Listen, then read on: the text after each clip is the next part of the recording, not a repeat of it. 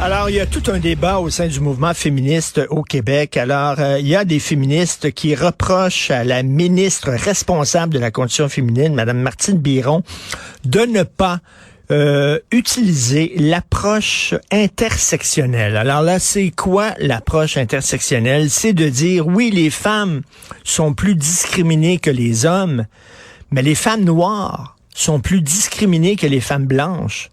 Les femmes noires handicapées sont plus discriminées que les femmes noires. Les femmes noires handicapées musulmanes sont plus discriminées que les femmes noires handicapées.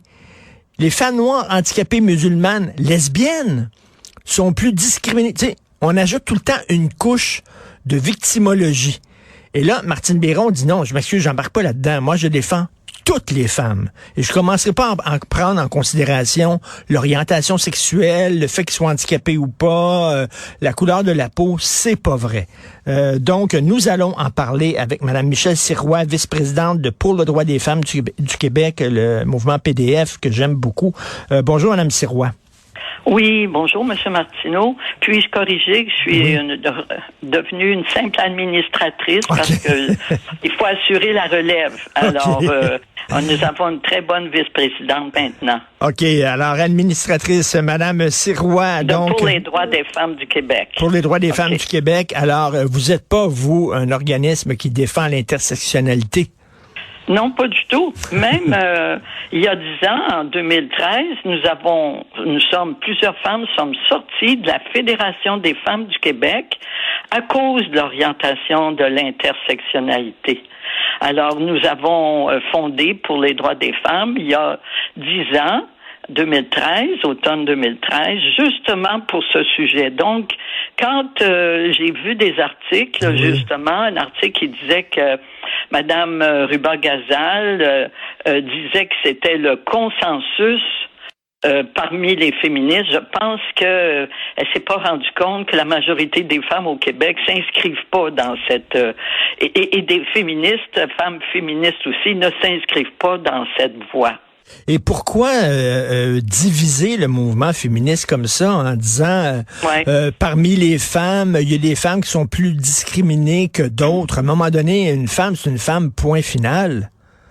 Oui, et le problème, c'est que les deux mouvances, les deux groupes, nous, on s'appelle plutôt féministes universaliste, comme la lutte à la domination des hommes sur les femmes, nous pensons qu'elle est universelle, que c'est partout, les faits ont montré que c'est partout que les femmes sont opprimées, dominées.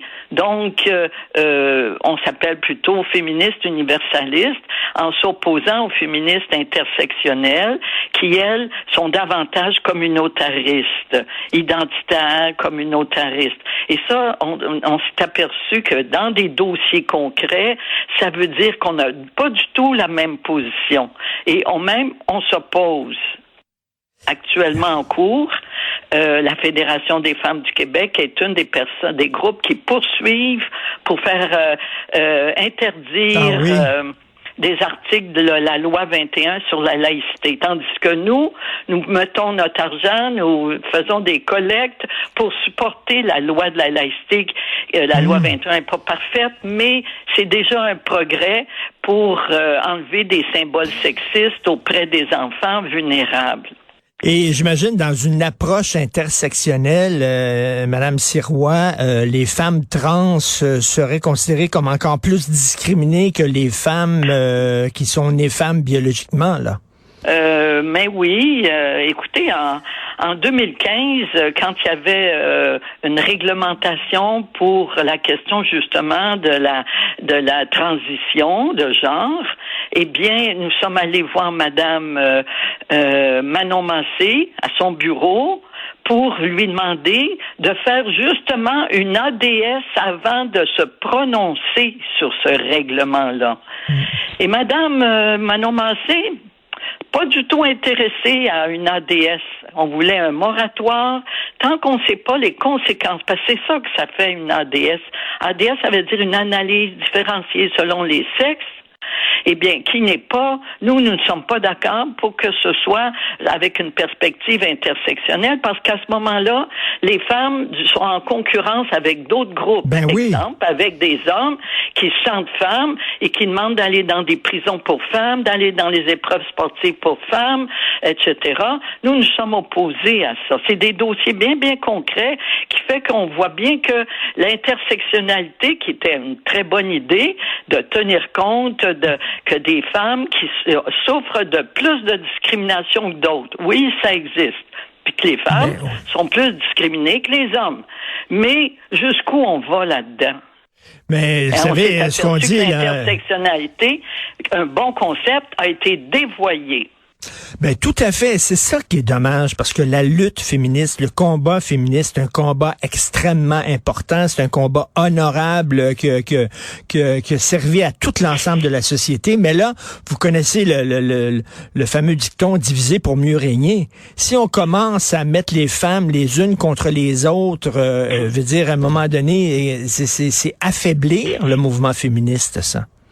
Mais oui, comme à la Fédération des femmes du Québec et puis à d'autres groupes, c'est seulement des femmes qui peuvent être membres, sauf si c'est des hommes qui se disent femmes, on les croit. Mais c'est comme ça qu'on est arrivé dans les prisons à faire entrer des agresseurs sexuels. Et les femmes payent le prix de ça. Alors nous sommes opposés. On a une vision universaliste. Oui, on veut toutes les femmes, mais on s'est aperçu que on s'est mis à parler de privilèges, de femmes qui ont des privilèges, puis des femmes qui sont opprimées. Et que les femmes, c'est les femmes privilégiées qui oppriment les femmes dominées, puis les hommes, ils s'en lavent les mains là-dedans. C'est ça les questions. C'est plus la cible, notre mission première, on pensait le féminisme, c'était l'égalité des femmes avec les hommes. C'est un travail, puis il est loin d'être gagné dans les faits. Eh bien, on se retrouve avec, faut s'occuper, puis oui, il faut s'occuper des femmes qui sont davantage discriminées. Mais on s'en occupait. Exemple, PDF Québec a fait une bataille pour les garderies en 2015-2016 pour que c'est toutes les femmes qui en bénéficient. N'est-ce pas? Bon, alors la même chose, il vient d'être présenté un dossier, la loi 12, tout à fait, c'est tout chaud hier, sur le droit de la famille, dont l'encadrement des mères porteuses. Qu'est-ce qu'ils font les personnes qui se disent intersectionnelles? Est-ce qu'elles vont appuyer l'encadrement de la location des utérus de femmes pour satisfaire les besoins, surtout d'hommes qui ont pas la moyen d'avoir d'enfants? Et dans une approche intersectionnelle, j'imagine les femmes blanches, les féministes blanches sont quasiment presque vues comme des traîtres en disant, vous êtes privilégiés. En fait, vous connaissez pas vraiment c'est quoi la discrimination, parce que et donc c'est de dire aussi que la parole d'une femme noire a plus d'importance que la parole d'une femme blanche. C'est une très mauvaise approche. Mais c'est comme si toutes les femmes blanches, allez parler aux femmes assistées sociales actuellement qui se débrouillent pour essayer de faire manger leurs enfants, monoparentales. Elles sont blanches. Est-ce que ça leur donne des sous pour payer la facture qui grince constamment? Non. C'est toutes les femmes, la condition sociale de toutes les femmes doivent être défendues. Et ce n'est pas en opposant l'une contre l'autre. Écoutez, quand on a fondé PDF Québec, là, en 2013, tout de suite, moi, Michel Sirois, j'ai été tout de suite identifié dans un article du journal de Devoir par une personne de l'Institut Simone de Beauvoir de l'Université Concordia, qui m'a taxé de féministe blanche bourgeoise. C'est incroyable. Alors, tout de suite, c'était pour discréditer. Il ne pouvait pas avoir autre chose que l'intersectionnalité. Toutes les autres, c'est des blanches bourgeoises. Écoutez, moi, je viens d'un milieu très pauvre. Là, j'ai trouvé ça plutôt loufoque de me faire traiter de bourgeoise. Et en terminant, j'imagine que vous êtes contente de voir la ministre Martine Biron tenir tête à ce mouvement-là en disant, on était très soulagés de voir et très heureuse de voir que la ministre, le cabinet de la ministre et la ministre voient clair là-dedans. Ça, oui. c'est très, très important. N'est pas tomber dans le piège de l'intersectionnalité et des bonnes pensées, parce que ces bonnes idées, ces idéaux-là, on les partage. Que les femmes qui sont plus mal prises que d'autres, oui, avec une ADS ordinaire, on y arrive aussi.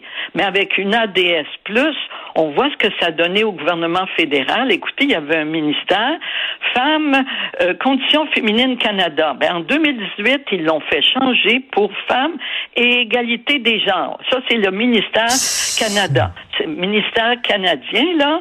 Eh bien, les femmes sont parmi les autres. Elles ne sont plus l'objet. Et pourtant, c'est une infériorité millénaire que nous connaissons, nous, les femmes. Tout à fait. Écoutez, vive l'universalisme et continuez à défendre justement ce droit-là, le droit de toutes les femmes et de pas faire de division entre les femmes. Merci beaucoup, Michel Sirois, pour le droit des femmes du Québec. Merci, continuez votre travail. Vraiment, j'apprécie beaucoup qu'il y a eu un réveil à l'Assemblée nationale, parce qu'on les voyait pas, les débats de fond. Ça a l'air bien théorique, mais concrètement, dans des dossiers, c'est concret la position que la ministre a prise, puis c'est sur la bonne voie. Merci beaucoup, Madame Michel Sirois. Au revoir.